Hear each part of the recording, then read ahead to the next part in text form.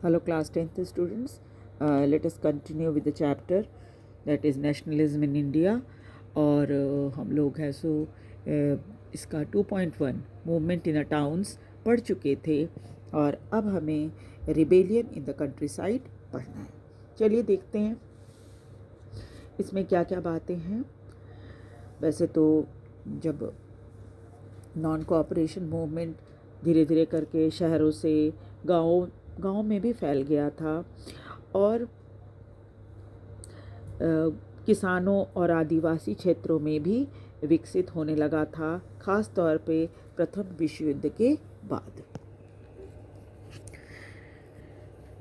अवध के किसानों के नेता बाबा रामचंद्र थे, जो एक सन्यासी थे और उन्होंने इस आंदोलन से पूर्व फिजी में गिरमिटिया जो होता है इंडेंचर्ड लेबर, ठीक है, गिरमिटिया मज़दूर के रूप में काम कर चुके थे।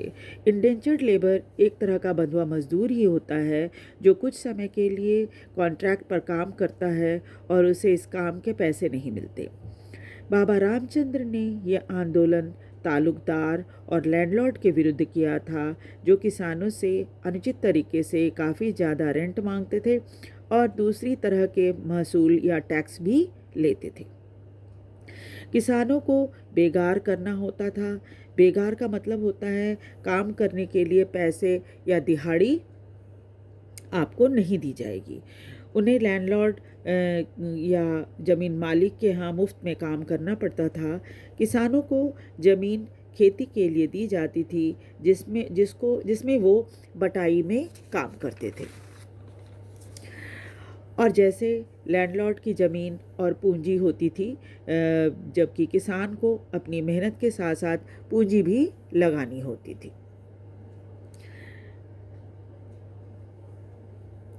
ज़मीन हर बार उसी बटाईदार को नहीं दी जाती थी, क्योंकि लैंडलॉर्ड डरते थे कि किसान उसके ज़मीन पर कब्ज़ा न कर लें या उस ज़मीन पर अधिकार न जमाने लगें।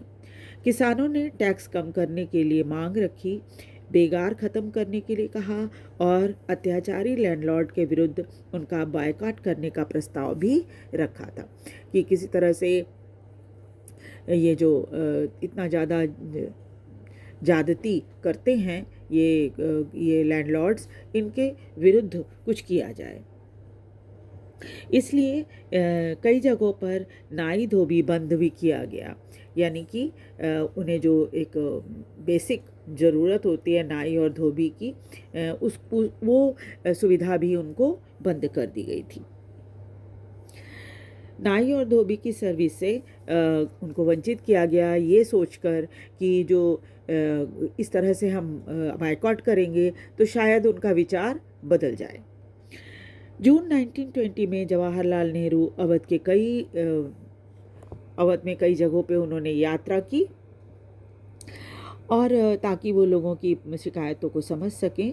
अक्टूबर 1920 तक अवध किसान सभा की स्थापना की गई और इसमें इसके जो हेड थे वो जवाहरलाल नेहरू बने और इसके साथ साथ बाबा रामचंद्र और कुछ और लोग भी इसके सदस्य थे। एक महीने के भीतर ही अवध के 300 गांवों में अवध किसान सभा की ब्रांचेस बन गईं।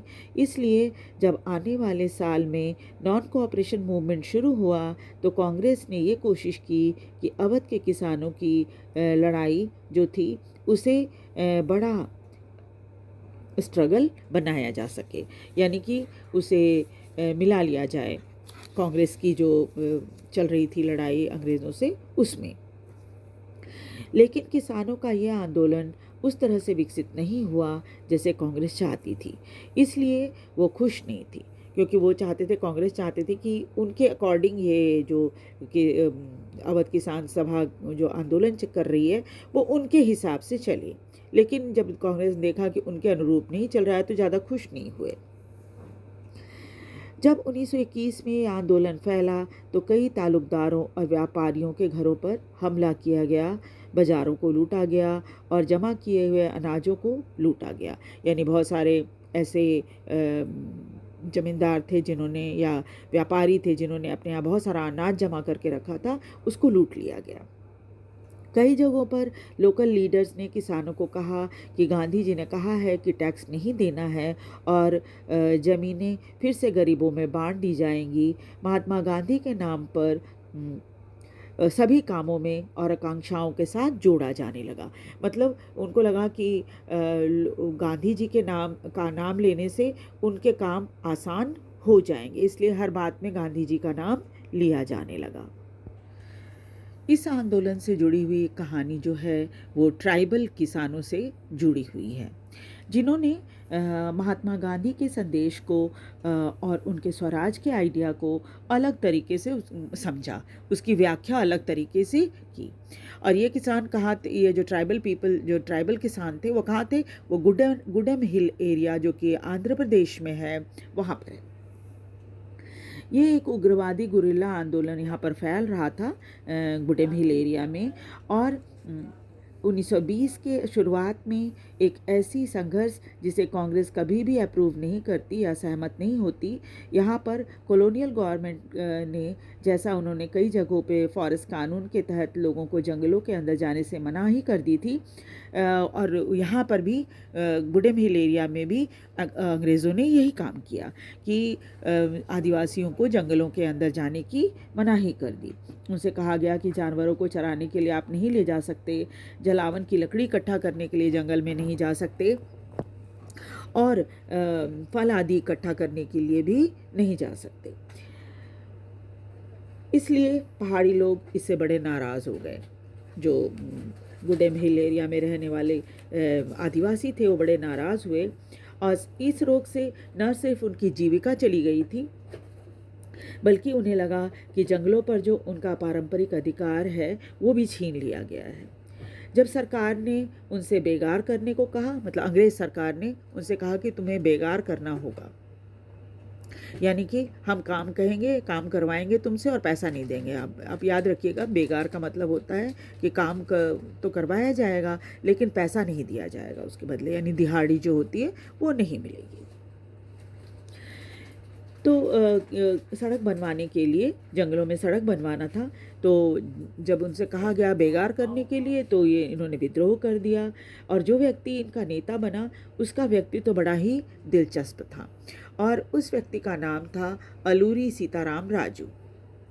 ये जो है अलूरी सीताराम राजू से लोग इतने प्रभावित थे कि राजू से लोग बहुत प्रभावित थे। क्यों? क्योंकि उनका कहना था कि उनके पास विशेष शक्तियां हैं और वो सही सही भविष्यवाणी कर सकते हैं, वे बीमार लोगों को स्वस्थ कर सकते हैं और उन पर बुलेट का कोई असर नहीं होगा, यानी कि वे बुलेट से भी नहीं मरेंगे। ये सब बातें उनके बारे में फैल गई थी। अब राजू से लोग इतने प्रभावित हो रहे थे कि उन्हें भगवान का अवतार माना जाने लगा था, और राजू गांधी जी की महानता के बारे में बात करते थे और गांधी जी के असहयोग आंदोलन से बहुत प्रभावित भी थे। उन्होंने लोगों को खादी के कपड़े पहनने के लिए प्रेरित किया और लोगों को प्रेरणा दी कि वे शराब पीना छोड़ दें। आपको पता है आदिवासियों में शराब पीने की बड़ी परंपरा है। तो अलूरी सीताराम राजू ने लोगों को कहा कि आपको शराब नहीं पीना चाहिए, लेकिन साथ ही उन्होंने ये भी कहा कि भारत को स्वतंत्र तभी किया जा सकता है जब हम बल का प्रयोग करें, न कि नॉन वायलेंस। यहाँ पर गांधी जी से उनका विचार थोड़ा डिफरेंट था।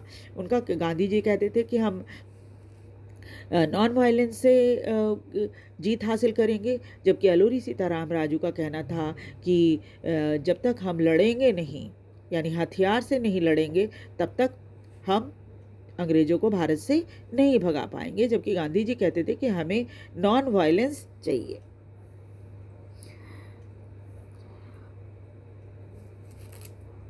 इसलिए गुडेम हिल के उग्रवादियों ने पुलिस स्टेशन पर हमला कर दिया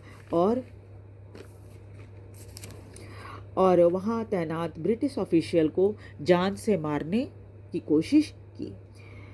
अपनी गुरिल्ला लड़ाई की मदद से स्वराज हासिल करने की कोशिश करते रहे, लेकिन अंततः अलूरी सीताराम राजू को पकड़ लिया गया और उसे 1924 में मार दिया गया। गुजरते समय के साथ वे एक लोक नायक भी बन गए।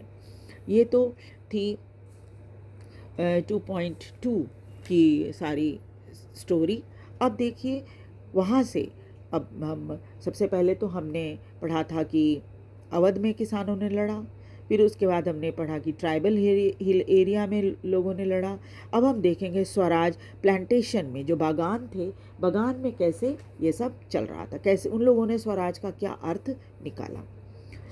बागानों में काम करने वाले मजदूरों ने भी महात्मा गांधी को अपने तरीके से समझा और स्वराज को अपने तरीके से इंटरप्रेट किया। आसाम की चाय बागानों में काम करने वाले मजदूरों के लिए स्वराज का अर्थ था कि वे जहाँ मर्जी आए जा सकते हैं, और उन्हें उन्हें तो एक तरह से बागानों में कैदी बना के रखा जाता था। अब उन्हें लगा कि वे अपने गांव से दोबारा संपर्क कर सकते हैं और जहाँ से वे आए थे। लेकिन उस समय एक कानून था जिसे इनलैंड इमिग्रेशन एक्ट कहा जाता था, इनलैंड इमिग्रेशन एक्ट, जो कि 1859 का था। और इसमें कहा, इसके तहत वर्कर्स को अपने मालिक से परमिशन लेनी होती थी, जो मालिक शायद ही देते थे। यानी कि परमिशन मांगो तो कभी परमिशन नहीं देते थे, क्योंकि उनको पता था कि इतने बुरी ख़राब कंडीशन में उनको बागानों में रखा जाता है कि एक बार कोई अगर गया तो वो वापस नहीं आएगा, इसलिए जाने की परमिशन ही नहीं देते थे। जब नॉन कोऑपरेशन मूवमेंट हुआ तो हजारों वर्कर्स ने अथॉरिटीज़ के कानून का उल्लंघन किया, बागानों को छोड़ दिया और घर की तरफ चल दिए। उनको विश्वास था कि गांधी राज आ रहा है और हर किसी को अपने अपने गांव में ज़मीन मिल जाएगी। लेकिन वे अपने घर कभी नहीं पहुंच पाए, वे रास्ते में ही फंस गए, क्योंकि स्टीमर और रेलवे की स्ट्राइक चल रही थी और पुलिस ने बड़े पकड़ लिया उनको और बड़ी निर्ममता से उनकी पिटाई की गई। यानी कि वो रेलवे स्टेशन पर और स्टीमर जो कि नदियों में चलती है, वह उनकी स्ट्राइक होने की वजह से वो वहाँ से निकल नहीं पाए और फंस गए। इसका नतीजा ये हुआ कि पुलिस को जब पता चला कि वो अपने बागान को छोड़कर भागे हैं, तो पुलिस ने उनको पकड़ लिया और उसके बाद उनकी बहुत बुरी तरह से पिटाई की गई।